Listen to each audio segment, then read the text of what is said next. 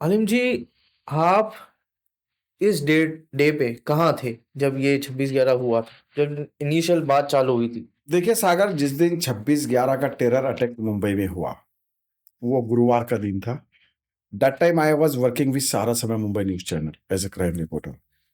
गुरुवार का दिन था और मैं 8 o'clock के आसपास में मेरे घर आ गया था। सांता क्रूज में, गोरेगांव में हमारा ऑफिस था। तो मैं बस फैमिली के साथ खाना ही खा रहा था कि, और मेरे घर पे हमेशा सारा समय मुंबई चैनल लगा रहता था। उस समय टीवी का ज़्यादा ये था। तो हमने हमारे चैनल में ही देखा मुंबई में फिदायिनी हमला, और विजुअल चल रहे थे उस समय। वो विजुअल चल रहे थे मेट्रो के पास के मरीन लाइंस का जो एरिया है, वहाँ पे हमला, पुलिस वाले गिरगांव चौपाटी का सब। तो मैं, मुझसे रहा नहीं गया। मैं सीधे मेरे ऑफिस में फ़ोन किया, कोऑर्डिनेशन टीम में, जहाँ हमें इक्विपमेंट दी जाते हैं क्या। और आपको बताया किसने कि हमला हो रहा है? नहीं, मैंने टीवी में देखा। टीवी में देखा? मैं खुद खाना खाते हुए मैंने मेरे चैनल पे देखा, ओके। सारा समय मुंबई पे, हाँ। कि मुंबई में फिदायिनी हमला। हाँ। तो मैं खाना खाते हुए मैंने सीधे फ़ोन मेरे ऑफिस में इन्फॉर्म किया हाँ। कि सर मुंबई में फिदायिनी हमला हुआ। तो मेरा फ़ोन उठाया, मेरे सीईओ उस समय थे सुमित रॉय, सहारा के। हाँ। बॉस तो राजीव बजाज थे हमारे। हाँ। सुमित रॉय ने फ़ोन उठाया कि मैं सुमित रॉय बोल रहा हूँ। तो मैंने कहा सर, मैं अलीम शेख बोल रहा हूँ, ये हाँ। फिदायिनी हमला हुआ है, तो मैं कवर करने जाना चाहता हूँ। तो उन्होंने कहा कि आपके घर का एड्रेस भेजिए, मैं कैमरा टीम और गाड़ी आपके घर के नीचे भेज रहा हूँ। हम्म। और 9:30 को 40 मिनट के अंदर गोरेगांव से मेरे कैमरामैन और मेरी टीम मेरे घर आ गई, हम्म। और सीधे फिर मैं निकल पड़ा। हम्म। तो वो इतना बड़ा टेरर अटैक था कि हमें भी समझ में नहीं आ रहा था कि हम कहाँ जाएं। तो फिर मैंने ऑफिस में फ़ोन किया तो मुझे कहा गया कि आप, ये हमला एक जगह नहीं हुआ है, ये होटल ताज में हुआ है, ट्राइडन में हुआ है, ये कैफे लियोपोल्ड में हुआ है, नरीमन हाउस में। तो आप जाइए। तो मुझे होटल ताज भेजा गया। होटल ताज में आप जाइए, वहाँ पे आतंकवादी है, हॉस्टेज किया उन्होंने टूरिस्ट को, आप वहाँ पे कवर कीजिए। तो मैं लगभग पौने 10 या 10 के आसपास सर वहाँ पे पहुँचा। ये 8:30 बजे हमला हुआ था। ओके। और सागर, जब हम जा रहे थे इंडिका, उस समय इंडिका कार यूज़ करते थे जनरली, ज़्यादातर डीजल गाड़ी होती थी।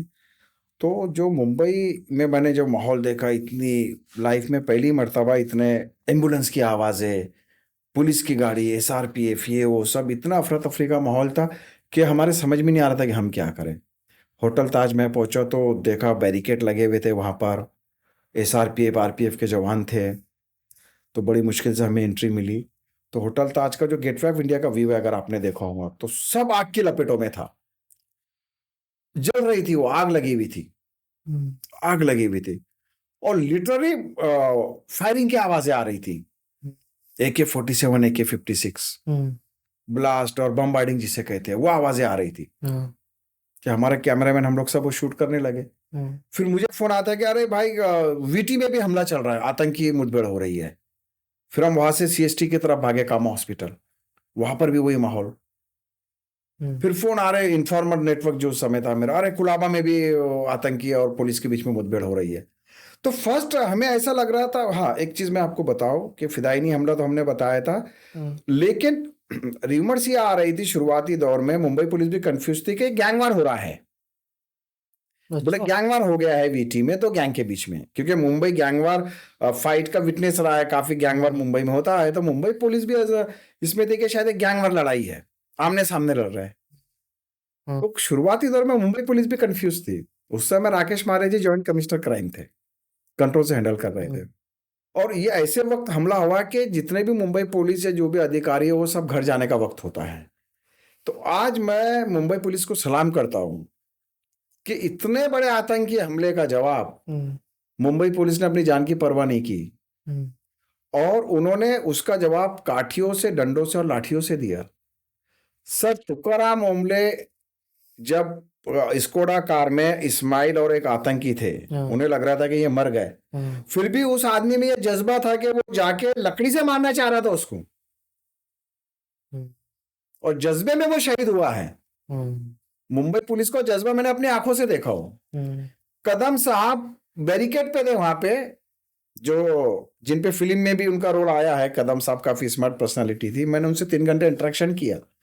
जब इस्माइल और ये लोग इसको सीएसटी से लेते होते हुए जब ये आए, मैं सीक्वेंस आपको बताता हूँ कि कसाब और ये इस्माइल सीएसटी पे थे। ये 10 लोगों की टीम थी।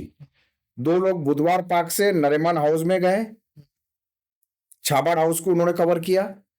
2 आतंकी थे, वो ट्राइडन ओबराय में उतरे। 2 आतंकी की टीम थी, वो होटल ताज में एंट्री करी, और 2 लोग सीएसटी पे थे। और इन्होंने इतना ये किया कि जिन जिन टैक्सियों में ये भरे उसमें भी ये लोग बम छोड़ के चले गए थे। इसलिए सहारा स्टार और एयरपोर्ट के पास टैक्सी में ब्लास्ट हुआ था। तो 10 लोगों की टीम थी, ट्राइडन में 2, होटल ताज में 2, छाबड़ हाउस में 2, कस्साब और इस्माइल। तो इस्माइल और कस्साब जब सीएसटी से लोगों को रैंडमली फायरिंग करते हुए आए, कामा हॉस्पिटल की तरफ से, कामा भी उन्होंने फायरिंग की, और फिर एक स्कोडा वाले को रुकवाए और उसकी गाड़ी लेके वो भागने लगे। तो गिरगांव चौपाटी पे जब कॉल गया डीबी मार्ग पुलिस स्टेशन को कि आतंकी आपके रूट से आ रहे हैं, तो वहां तुकाराम ओमले और कदम साहब इनकी टीम थी नाकाबंदी में। तो उन्हें डाउट हुआ कि ये स्कोडा कार मूवमेंट कर रही है, सीधा रैंडमली फायरिंग शुरू की मुंबई पुलिस ने।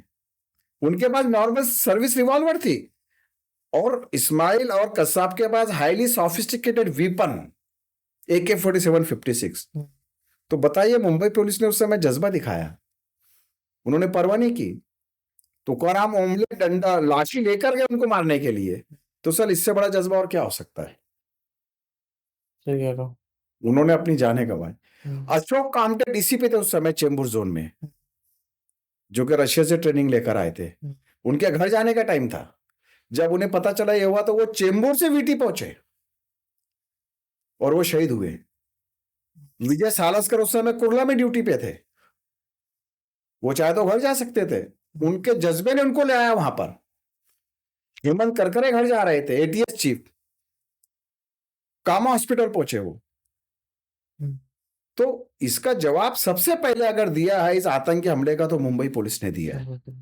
मैं खुद उनके साथ रहा, विजय सालस्कर जी के शव को मैंने खुद देखा जे हॉस्पिटल में, कामा हॉस्पिटल में जब वो शहीद हुए। हेमंत करकरे जी शहीद हुए, तुकाराम ओमले। तो उस समय मुंबई पुलिस के लिए ये था कि इसको कंट्रोल कैसे किया जाए। उन्होंने आपकी जान की परवाह नहीं की, और उन्हें पता नहीं था कि ये इतने हाईली सोफिस्टिकेटेड वीपन के साथ ये आतंकवादी घुसे हुए हैं। सब ये अज्यूम कर रहे थे कि यार ये गैंगवार टाइप है, तो चलो हम इसे कवर कर लेंगे। सर एनएसजी तो सुबह में आई, जब तक तो हमारे नौजवान हमारे अधिकारी शहीद हो गए थे। विजय सालस्कर, हेमंत करकरे, अशोक कामटे, तुकाराम ओमले, शशांक शिंदे जो रेलवे के आरपीएफ में थे। सीएसटी में जब वो रैंडम फायरिंग कर रहे थे, जिसमें 100 से ज्यादा लोगों की जाने गई, जो लोग सफर हजियों से, लोग हज का टाइम था, तो कुछ लोग हजियों को लेने आते हैं, तो बेचारे कोई जलगांव जा रहा था, कोई औरंगाबाद जा रहा था, सब यात्री लोग थे सीएसटी में। रैंडमली फायरिंग किया उन्होंने, तो वहां आरपीएफ और जीआरपीएफ के जवान होते हैं, तो उन्होंने उनको काउंटर किया। मैं बुक लिखने के दौरान भोसले जी एक अधिकारी थे आरपीएफ के, उनका मैं इंटरव्यू ले रहा था। तो उन्होंने कहा कि मेरे रिवॉल्वर में, बोले अलीम जी, 6 गोली थी बोले, और सीएसटी स्टेशन का जो टिकट काउंटर होता है, ये प्लेटफॉर्म नंबर 1 और 2 पे फायरिंग हो रही थी।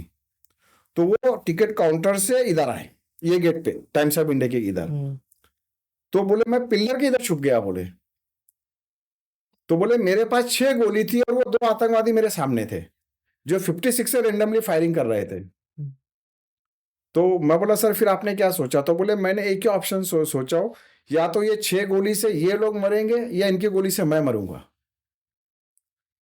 और उन्होंने लिटरली, हिंदी फिल्मों में तो कुछ नहीं दिखाता, लिटरली जब वो पिल्लर की साइड से निकले और वो 6 गोली रेंडमली उन्होंने किया फायरिंग दोनों पे, तो उनकी ये गोलियों का नतीजा था कि कस्साब और इस्माइल को वीटी स्टेशन से भागना पड़ा। अगर मिस्टर भोसले डेयरिंग करके उन पे फायरिंग नहीं करते, तो सीएसटी पे ना जाने कितनी लाशें गिर जाती। तो वो उन्होंने देखा कि रिटेलिएशन हो रहा है कस्साब और इस्माइल आतंकियों ने। फिर वो अंजुमन इस्लाम और टाइम्स ऑफ इंडिया को जो गेट कनेक्ट करता है, उसके पीछे से वो लोग कामा की गली में चले गए। तो हर पुलिस वाले ने जितना हो सके रिटेलिएट किया, जवाब दिया, इसमें कोई शक नहीं है, मैं खुद देखा हूं।